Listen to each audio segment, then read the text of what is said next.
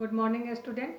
जैसा कि हम लोग पहले पढ़ चुके हैं अध्याय 2 का पहला उसका व्यांस का अंश, जिसमें परशुराम जी के द्वारा समझाया जाता है कि यह शिव धनुष जो है साधारण नहीं है, यह साधारण धनुष से इसका तुलना क्यों करते हो, इस बात पर क्रोधित होते हैं। उसके आगे हम लोग पढ़ते हैं। लखन कहा हसी हमरे जाना, सुनहु देव सब धनुष समाना। यहाँ पे लखन जी मुस्कुराते हुए कहते हैं, यह मुस्कुराहट जो है व्यंग रूपी है परशुराम पर। तो थोड़े से व्यंग रूप से मुस्कुराते हुए लक्ष्मण जी कहते हैं कि मैंने तो, हे देव, मैंने तो सारे धनुष को एक ही समान देखा है। का क्षति लाभो जून धनु तोरे, देखा राम नयन के भोरे। यहाँ पे कह रहे हैं कि आप ही बताइए कि यह पुराने से धनुष को, जो पुराना धनुष है, इसको तोड़ करके क्या किसी को लाभ और क्या हानि हो सकती है। देखा राम नयन के भोरे, राम ने तो इसे नया जान करके पकड़ा। दूसरे पंक्ति में कह रहे हैं कि छुअत टूट रघुपति हो न दोषु, मुनि बिनु काज करिए कत रोसु।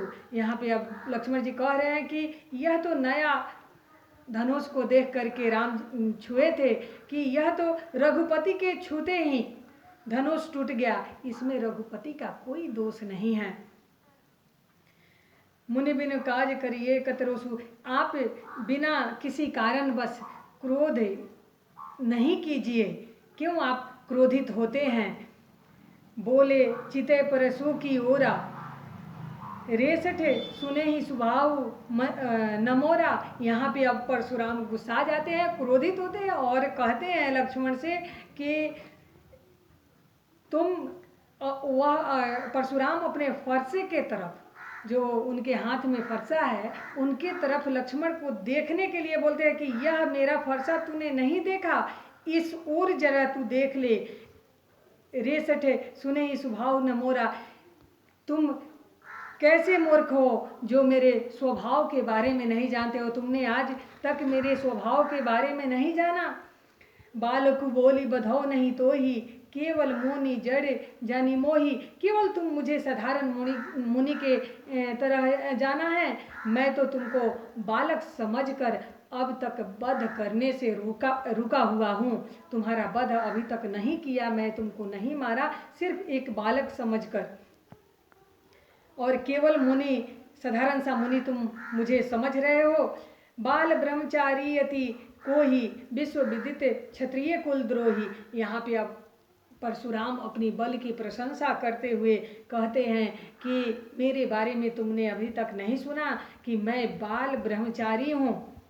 यह बात विश्व विदित है, यानी विश्व में विख्यात है कि मैं क्षत्रिय कुल का द्रोही हूँ, यानी शत्रु हूँ। भुज बल भूमि भूप बिनु किन्ही, विपुल बार मही देवही दिनही। यानी वह कहते हैं कि इन्हीं भुजाओं के बल से मैंने कितने राजाओं को भूमिहीन किया, यानी यहाँ जो है पृथ्वीहीन, धरतीहीन किया। और विपुल बार मही देवन दिनही, और मैंने उस जीती हुई धरती को, जमीन को या उस राज्य को देवों में बांट दिया। सहस बाहुभुज छेद निहारा, परशु बिलो की महिप कुमारा। यह जो मेरी परसा है, यह जो मेरी परसा है, इसे, इसके तरफ निहारो, देखो, बिलोकू यानी देखो कि इसने ही, इस फरसे के वजह से ही मैं सहस्त्र बाहु को जीता हूँ। मातु पितहि जनी रोज सोच बस, मातु पितहि जनी सोच बस, करसी महिष किशोर, गर्वन के अर्भक दलन परशु मोर अति घोर।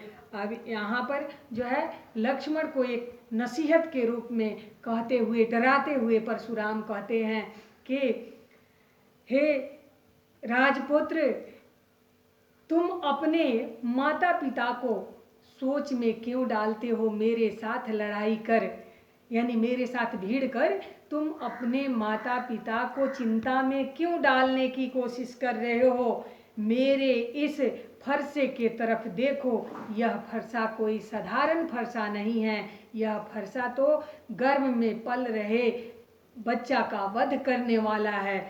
इस यानी वह फरसे की महत्ता को बताते हुए कहते हैं कि ये इस फरसे से गर्भ में पल रहे बच्चे भी इसके भय से नष्ट हो जाते हैं, वह मृत्यु के आगोश में चले जाते हैं।